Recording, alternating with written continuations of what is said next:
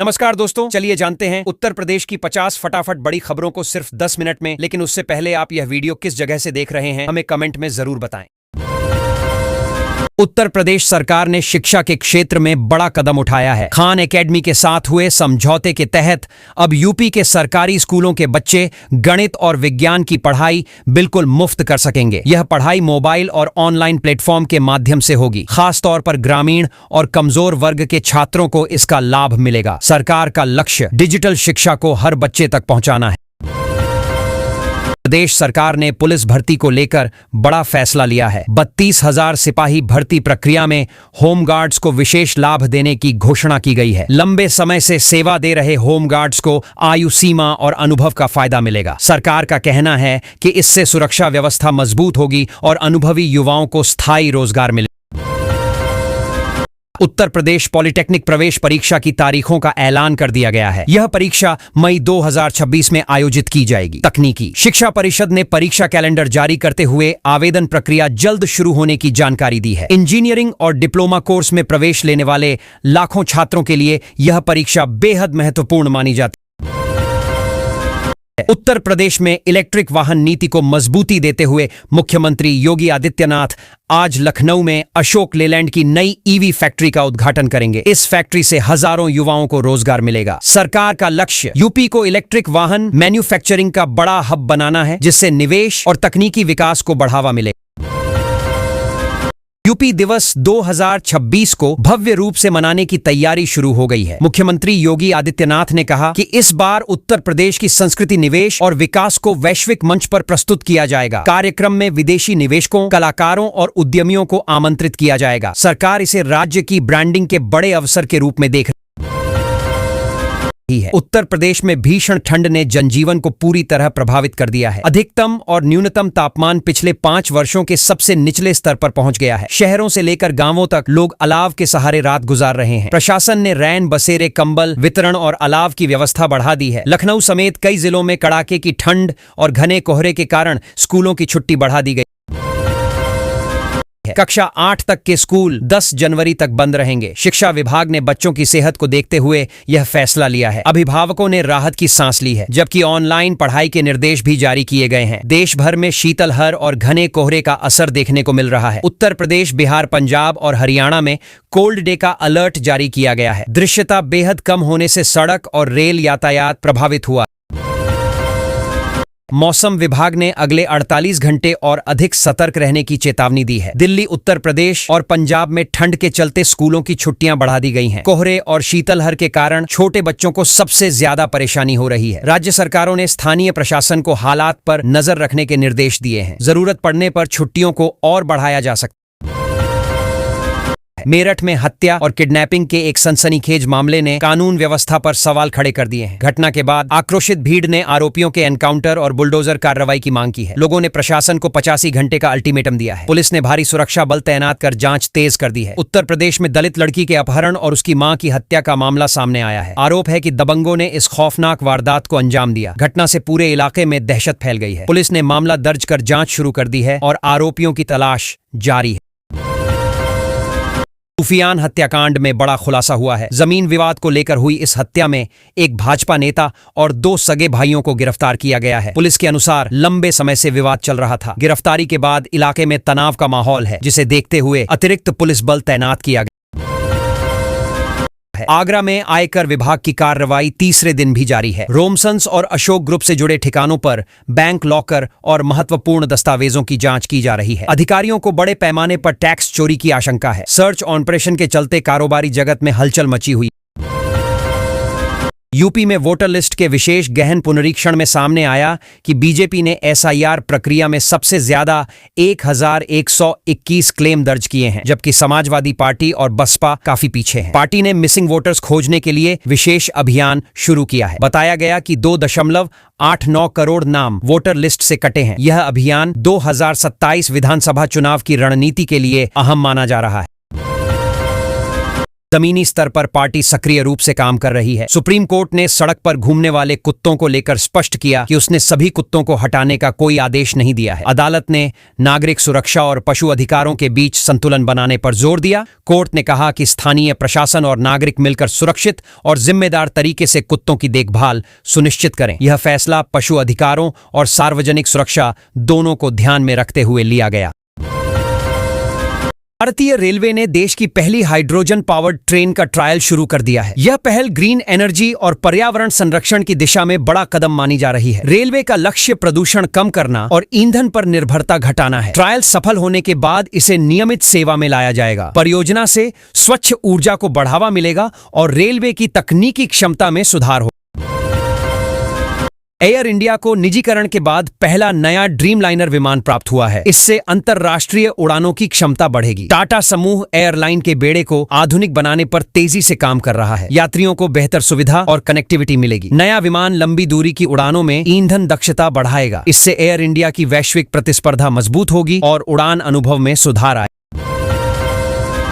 वित्त वर्ष 2026 के लिए देश की रियल जीडीपी ग्रोथ 7.4% रहने का अनुमान है। मजबूत घरेलू मांग और निवेश अर्थव्यवस्था को सहारा दे रहे हैं। विशेषज्ञों के अनुसार उत्पादन और उपभोग में सुधार से रोजगार के अवसर बढ़ सकते हैं। अर्थव्यवस्था में स्थिरता बनी रहने के संकेत हैं। सरकारी नीतियां और निजी निवेश मिलकर विकास को गति दे रहे हैं। विदेशी निवेशकों की रुचि भी बढ़ रही है। प्रधानमंत्री नरेंद्र मोदी ने देश के प्रमुख एआई स्टार्टअप्स के साथ बैठक में 2026 में होने वाले एआई इम्पैक्ट समिट की तैयारियों पर चर्चा हुई। प्रधानमंत्री ने नवाचार और जिम्मेदार आर्टिफिशियल इंटेलिजेंस पर जोर दिया। स्टार्टअप्स को प्रोत्साहित करने और तकनीकी विकास को बढ़ावा देने की रणनीति पर विचार किया गया। बैठक में डेटा सुरक्षा और एआई के नैतिक उपयोग पर भी विचार विमर्श हुआ।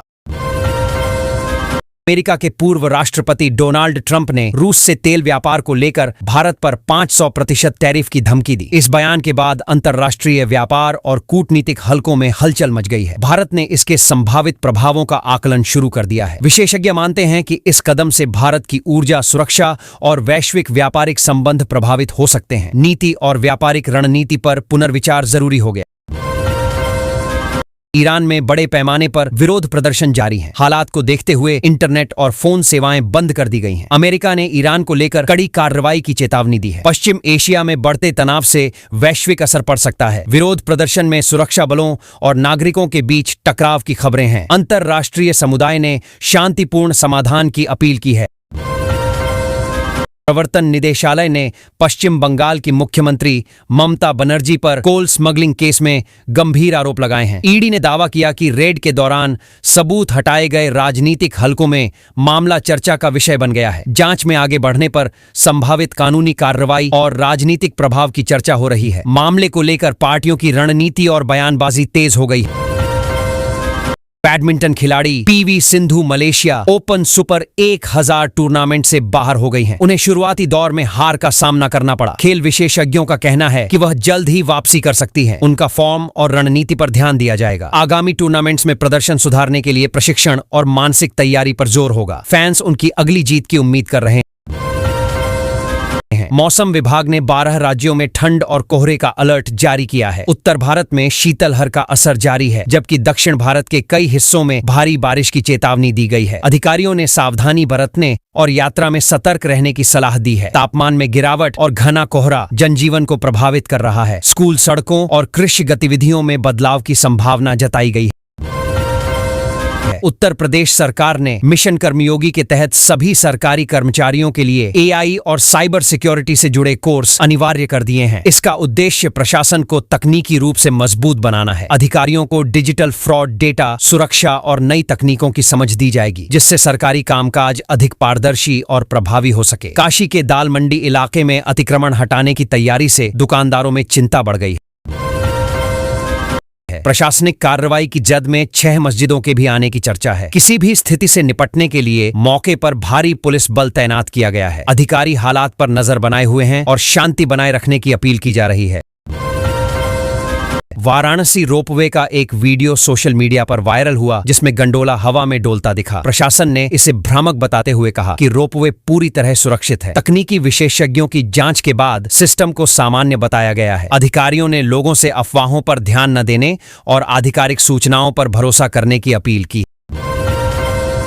एक भाजपा नेता के बयान ने राजनीतिक विवाद खड़ा कर दिया है। उन्होंने कहा कि उन्हें मुसलमानों के वोट नहीं चाहिए। बयान सामने आते ही विपक्ष ने तीखी प्रतिक्रिया दी और इसे समाज को बांटने वाला करार दिया। राजनीतिक हलकों में बयान की निंदा हो रही है। पार्टी नेतृत्व की ओर से भी स्थिति संभालने के प्रयास किए जा रहे हैं। आम आदमी पार्टी के नेता संजय सिंह ने एसआईआर प्रक्रिया में वोट कटने को लोकतंत्र पर हमला बताया है। उन्होंने आरोप लगाया कि जानबूझकर एक खास वर्ग को मतदान से वंचित किया जा रहा है। संजय सिंह ने चुनाव आयोग से इस पूरे मामले पर जवाब देने की मांग की है और निष्पक्ष जांच की अपील की है। माघ मेला के दौरान प्रयागराज जोन के एडीजी समेत 20 आईपीएस अधिकारियों के तबादले किए गए हैं। इस फैसले से प्रशासनिक हलकों में हलचल मच गई है। सरकार ने इसे रूटीन प्रशासनिक प्रक्रिया बताया है। हालांकि मेले के बीच हुए तबादलों को लेकर चर्चाएं तेज हैं और अधिकारी नए दायित्व संभालने में जुट गए हैं। बुलंदशहर पुलिस ने मंदिरों से घंटियां चोरी करने वाले गिरोह का पर्दाफाश किया है। आरोपियों के पास से दर्जनों घंटियां बरामद की गई हैं। पूछताछ में कई जिलों में हुई चोरी की घटनाओं का खुलासा हुआ है। पुलिस का कहना है कि गिरोह लंबे समय से सक्रिय था और मंदिरों को निशाना बना रहा था। फर्रुखाबाद में गंगा नदी के तेज कटान से हालात गंभीर हो गए हैं। बाराहराउटी क्षेत्र बाल बाल बचा है। प्रशासन ने मौके का निरीक्षण कर राहत और बचाव के निर्देश दिए हैं। ग्रामीणों में भय का माहौल है और लोग सुरक्षित स्थानों पर जाने की तैयारी कर रहे हैं। तटबंध मजबूत करने के प्रयास तेज किए गए हैं। ग्रेटर नोएडा के कुछ इलाकों में घरों में सीवर का पानी सप्लाई होने से लोग बाराहराउटी क्षेत्र बाल बाल बचा है। प्रशासन ने मौके का निरीक्षण कर राहत और बचाव के निर्देश दिए हैं। ग्रामीणों में भय का माहौल है और लोग सुरक्षित स्थानों पर जाने की तैयारी कर रहे हैं। तटबंध मजबूत करने के प्रयास तेज किए गए हैं। लखनऊ के इमामबाड़ा परिसर में वाहनों के प्रवेश पर रोक लगा दी गई है। भीड़ नियंत्रण और सुरक्षा को ध्यान में रखते हुए ऑनलाइन टिकट प्रणाली लागू की गई है। प्रशासन का कहना है कि इससे अव्यवस्था कम होगी और पर्यटकों को बेहतर सुविधा मिलेगी। नई व्यवस्था को लेकर स्थानीय लोगों और पर्यटकों की मिली जुली प्रतिक्रिया सामने आ रही है। बांदा हाईवे पर एक युवती ने फुटपाथ पर बच्चे को जन्म दिया। मौके पर मौजूद एक बुजुर्ग महिला ने साहस दिखाते हुए प्रसव में मदद की और जच्चा बच्चा की जान बचाई। घटना के बाद स्वास्थ्य सेवाओं और सड़क किनारे सुविधाओं की कमी पर सवाल उठे हैं। प्रशासन ने मामले की जांच कराने की बात कही है। उत्तर भारत के कई राज्यों में भीषण शीतलहर और घना कोहरा छाया हुआ है। दिल्ली, यूपी, बिहार, पंजाब और हरियाणा में स्कूल बंद कर दिए गए हैं। ट्रेनों और उड़ानों पर भी असर पड़ा है। मौसम विभाग ने चेतावनी दी है कि अगले कुछ दिनों तक ठंड और कोहरे से राहत मिलने की संभावना कम है। वित्तीय वर्ष 2025-26 के लिए भारत की रियल जीडीपी ग्रोथ 7.4% रहने का अनुमान लगाया गया है। नॉमिनल ग्रोथ 8% तक रह सकती है। विशेषज्ञों का मानना है कि घरेलू मांग, निवेश और बुनियादी ढांचा परियोजनाओं से अर्थव्यवस्था को मजबूती मिलेगी। वैश्विक चुनौतियों के बावजूद भारत की आर्थिक स्थिति स्थिर बताई जा रही है। T20 वर्ल्ड कप 2026 में भारत और बांग्लादेश के बीच होने वाला मैच भारत से बाहर शिफ्ट किया जा सकता है। आईसीसी इस विकल्प पर विचार कर रही है। सुरक्षा और लॉजिस्टिक कारणों को इसकी वजह बताया जा रहा है। अंतिम फैसला संबंधित बोर्ड और मेजबान देशों से चर्चा के बाद लिया जाएगा।